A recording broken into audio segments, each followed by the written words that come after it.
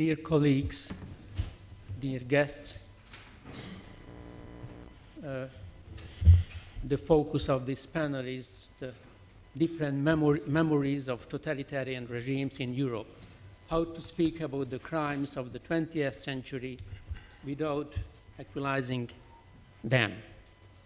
First of all, I would like to introduce the member of this panel, Richard Overy, who is our keynote speaker.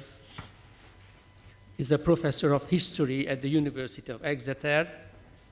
His research interests include many aspects of the history of the Third Reich and the Second World War, and more recently of Stalin's Soviet Union and the Soviet war effort.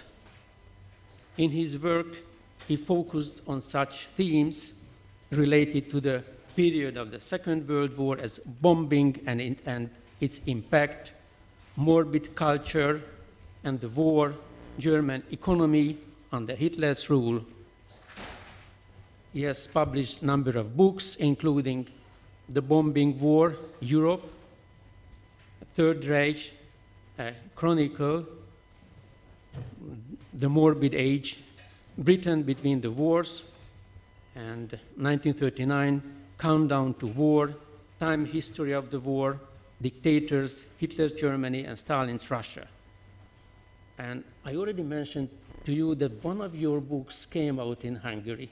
Yeah. And I think that was the Third Reich, a chronicle. It came out in Hungary some years ago. Did you know about it? No. Oh, that's so you are eligible for loyalty. Have you received any honor? The next member of the panel is Zdzislaw Krasnodębski. Was the pronunciation of your name correct? Excellent. Okay, thank you. Yeah, Mr. Krasnodębski is a Polish social scientist and member of the European Parliament since 2014. He is professor in the Institute of Political Sciences at the University of Bremen. His fields of interest are social theories, phenomenology, political philosophy, European integration, Polish-German relations, and German studies. He was a leader of the research project entitled Historical Discourses and Political Culture in East Central Europe. He has published a number of books in Polish, including, I tell you the English name of the books. He wrote The Fall of the Nation, of Progress, Max Weber, Democracy of the Peripheries, and Accept Nothing More as Miraculous as This. And let me introduce Habanoch, Professor Habanoch from Germany. He is a historian, a professor of modern history at the University of Cologne. And he is also a managing director of the Lower Saxony Memorial Foundation. His research interests include German and European social and political history of the 20th century, culture and experience history of modern times, as well as transnational history of political and social systems of the 20th century. And last but not least, I would like to introduce the Hungarian member of the panel, Mr. Áron Máté, who used to work at the House of Terror Museum in Budapest. Since 2011, he is a member of the Hungarian Committee for National Remembrance, and this year he was appointed the deputy chair of this Hungarian Committee for Remembrance, and his field of interest is the history of totalitarian dictatorships in Hungary. And as to me, I'm not really a professor, so I'm a senior research fellow at the Institute of History of the Research Center for the Humanities. It belongs to the Hungarian Academy of Sciences, and my main field of interest is the history of the Second World War and the Second World War related forced migrations, with special regard to the history of the Holocaust, the history of the fate of Hungarian prisoners of war, and the and the history of the forced population movements. But at first, I would like to share with you some of my ideas on the subject of the panel. Most of the books, analysis, narratives on the Second World War follow the events of the war until the defeat of Germany or until the defeat of Imperial Japan. But this project, the European Network Remembrance and Solidarity in general, and this panel in particular, gives us a unique opportunity to speak not only on the war, but on its consequences as well, with special regard to Eastern Europe, to East Central Europe. Why is it important to speak on the post-war period? I think it is important because in Eastern Europe, military operation ended on 8th of May, but the war continued in a different way. The Soviet army liberated Eastern Europe.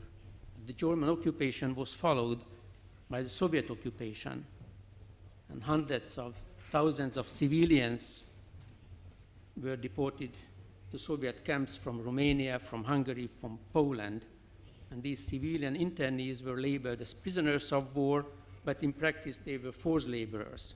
As to Poland, this was the second wave of deportation, because the first wave of deportation was executed in 1939 and 1940, when hundreds of thousands of Polish civilians were deported to the Soviet Union from the occupied part of Poland. The ethnic map of Eastern Europe was dramatically changed in the post-war period. Unwanted ethnic groups were totally or partially transferred to their so-called mother countries. But the major consequence of the Soviet occupation was the establishment of the communist regimes in East Central Europe.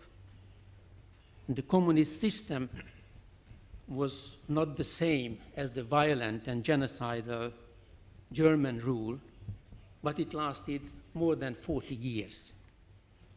In Eastern Europe, the war ended in 1989. That was the year when the communist dictatorship collapsed. This is my consequence. Maybe I'm wrong. I would like to provocate you. But as to me, the war ended in Eastern Europe with the collapse of the communist dictatorship.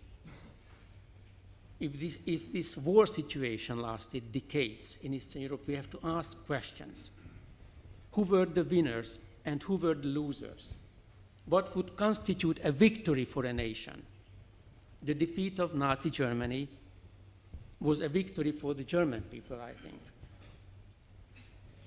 But what about the Soviet Union, who liberated Eastern Europe? Here I would like to quote some sentences from an article which was written by a Russian novelist recently. The name of the Russian novelist is Mikhail Shishkin, and his article was published on 8th of May in the New York Times. And I would like to quote some sentences from his article. He wrote on his father and the experience of his father's experience on the war. My father went to war as a volunteer at age 18. He was a submariner in the Baltic Sea. He and millions of Soviet soldiers, sailors, and airmen, virtual slaves, brought the word, not liberation, but another slavery. People sacrificed everything for the victory, but the fruits of the victory were less freedom and more poverty. The victory gave the slaves nothing but a sense of the grandeur of their masters and empire. The great victory only reinforced their great slavery. After the war, my father drank. Also, his submariner friends did. What else could they do? During the Gorbachev era, my father, as a veteran, received a ration that included items from Germany. For him, this was a personal insult. he kept asking, did we win the war or lose it? And then in the other part of the article, Mikhail Shishkin deals with the current Russian regime, how this current Russian regime exploits the memory of the Second World War. And the last sentence of the article, Father, we lost the war. Winners, losers, perpetrators, victims are all terms, the meaning of which has changed in the decades after the war. There were members of the anti-Nazi resistance who were later arrested as anti-communists. There were communist fighters of the anti-Nazi resistance who later became high-ranking state officials and became the pillars of the communist regime. Some of them became victims of Stalinist purges. I would like to mention only two examples. Nicolae Ceausescu, who was an anti-fascist fighter who became later the dictator of Romania. Or another example, the example of Gustav Husak, who was one of the leaders of the Slovak national uprising. And then he became a high-ranking government official in Czechoslovakia. And in 1950, he fell victim to the Stalinist purge, and he was imprisoned. He spent years in prison, in a communist prison. And what happened then, after the oppression of the Prague Spring in 1968, he became the leader of Czechoslovakia. So what did it mean to win or to lose the war? How to commemorate on fighters of resistance who later became perpetrators of another totalitarian regime? How to judge the past? Do we need to judge the past? There are many important questions we are looking for answers in the framework of this panel.